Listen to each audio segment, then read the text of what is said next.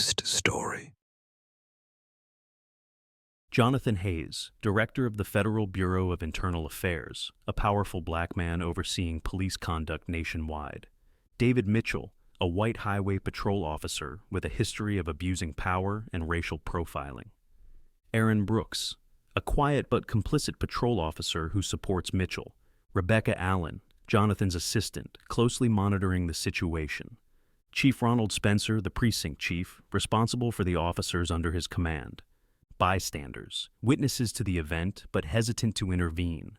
The scene opens in the sleek, modern office of Jonathan Hayes, the director of the Federal Bureau of Internal Affairs. The room is dimly lit, with the soft hum of the air conditioning blending into the silence. Jonathan sits at his expansive mahogany desk, his eyes fixed intently on a large computer monitor, scrolling through case files.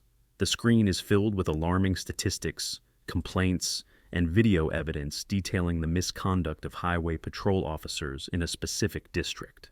His brows knit together as he clicks on a recent report titled "Unlawful Stops and Racial Discrimination: Highway Patrol Corruption Exposed."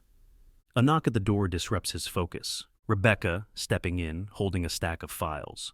"Sir, the latest investigative reports have come in. The situation on Highway 22 is worse than we thought." Jonathan, leaning back in his chair, rubbing his temple. "Let me guess, Mitchell and Brooks?" Rebecca, placing a folder on his desk, nodding. "Yes, their names appear repeatedly in civilian complaints. Excessive force, extortion, fabricated charges against minority drivers. The pattern is undeniable." Jonathan exhales slowly, his fingers tapping rhythmically against the polished wood of his desk. He picks up the folder and flips through the pages. Disturbing images of frightened motorists, body cam footage capturing aggressive confrontations, and testimonies from victims paint a clear picture of systemic abuse. Jonathan, his tone sharp, resolute. "Numbers don't lie, Rebecca. This is beyond coincidence. It's targeted harassment." Rebecca, frowning as she reads another complaint. "A black family was pulled over and detained for looking suspicious. A Latino man was forced to pay an on-the-spot fine to avoid his car being towed. Sir, they're running an illegal operation under the guise of law enforcement." Jonathan, closing the folder, eyes dark with determination. "We've let them operate unchecked for too long. This ends now." Rebecca, hesitant but firm. "Sir, we can send an undercover unit. You don't need to go personally." Jonathan, grabbing his coat, standing tall. "No. If they're willing to target innocent people, they'll have no problem pulling the same stunt on me. Let's see how deep their corruption runs." Rebecca exchanges a brief glance with Jonathan, recognizing the unwavering resolve in his eyes. There's no talking him out of this. Instead, she nods and follows as he strides towards the door. The scene shifts to the underground parking lot beneath the Bureau headquarters. The dim overhead lights flicker slightly, casting long shadows across the concrete floor. The distant hum of vehicles echoes through the expansive structure. Jonathan walks with measured steps, his shoes clicking sharply against the pavement as he approaches a sleek, nondescript black sedan. The vehicle's polished surface reflects the fluorescent lights above, its unassuming design perfect for blending into traffic. Rebecca trails slightly behind, her tablet cradled in one arm as she types rapidly with her free hand. Her expression is a mixture of concern and determination. As Jonathan unlocks the car, she pauses momentarily, glancing around as if sensing the gravity of what they're about to do. Rebecca, hesitant but firm. "We're driving into a hostile environment. If anything goes sideways, I'll be on the phone with backup immediately." Jonathan, gripping the steering wheel, voice steady. "If anything goes sideways, I want you to document everything first. The world needs to see how these men operate when they think no one's watching." Rebecca nods, swallowing any further objections. She knows Jonathan well enough to understand that once he's made a decision, there's no changing his mind. As she slides into the passenger seat, she adjusts her tablet, ensuring her recording software is ready if needed. Jonathan starts the engine, the low rumble vibrating through the vehicle. The dashboard illuminates with a soft glow, reflecting in his focused eyes.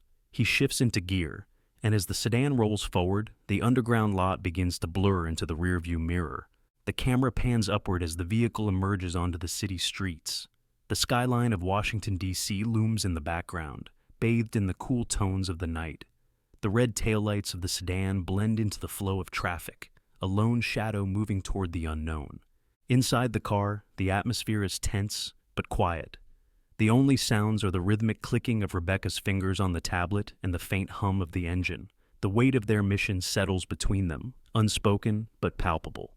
Rebecca, glancing at the GPS.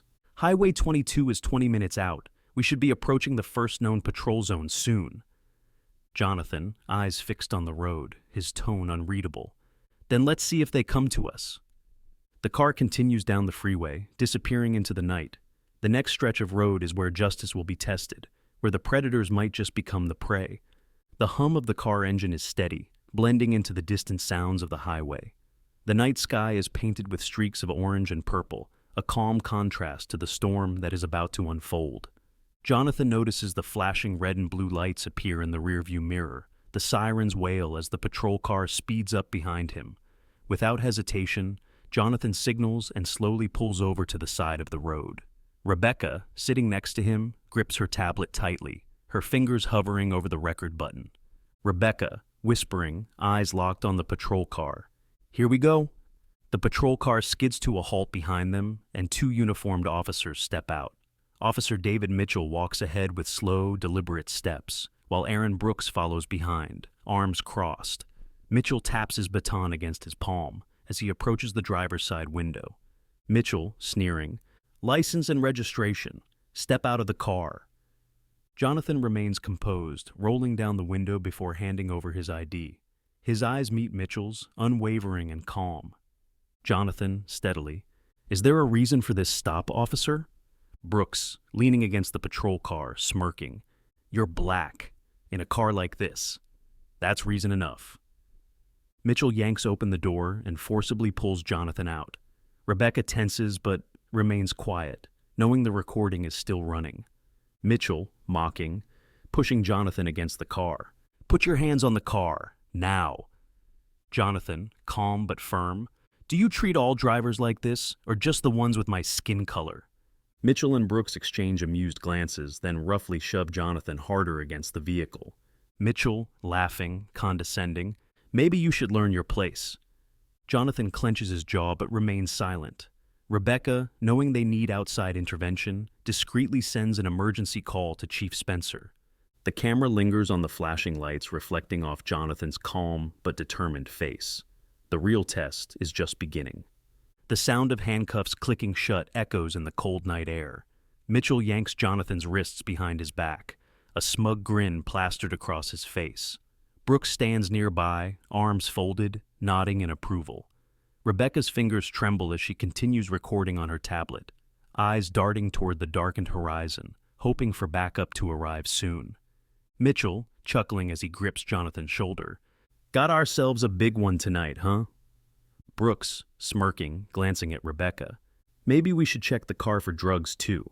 He looks like he might have some hidden wealth stashed somewhere." Jonathan, calm, unwavering. "You really don't know who you're dealing with, do you?" Mitchell scoffs, tightening his grip on Jonathan's arm. Mitchell, Yeah, I've heard it all before. You can't do this to me. I know my rights. I got connections. Save it, buddy. You're in our world now." The faint sound of approaching sirens cuts through the tension. Rebecca exhales in relief, knowing her call has been received. Moments later, an unmarked black SUV screeches to a stop nearby. The door swings open, and out steps Chief Ronald Spencer, his face twisted in fury. Spencer, his voice a growl. "What the hell is going on here?" Mitchell and Brooks straighten up, their posture stiffening at the sight of their commanding officer. Mitchell, still grinning, pats Jonathan on the back like an old buddy. Mitchell, grinning confidently. "Boss, we caught a big one. We had a feeling something was off with this guy. Fancy suit, nice car. Couldn't be legit, right?" Spencer's face turns a deeper shade of red, his nostrils flaring. He doesn't say anything immediately. Instead, his gaze burns holes through Mitchell before shifting to Jonathan, who remains composed despite the cuffs around his wrists. The silence stretches, thick with unease. Spencer, voice dangerously low. "A big one? Do you even know who he is?" Mitchell and Brooks exchange nervous glances. The confidence in Mitchell's smirk begins to wane. Mitchell, hesitant, still trying to play it cool. "Well, I mean, no, but..." Spencer, cutting him off, seething. Jonathan Hayes, Director of the Federal Bureau of Internal Affairs. Silence.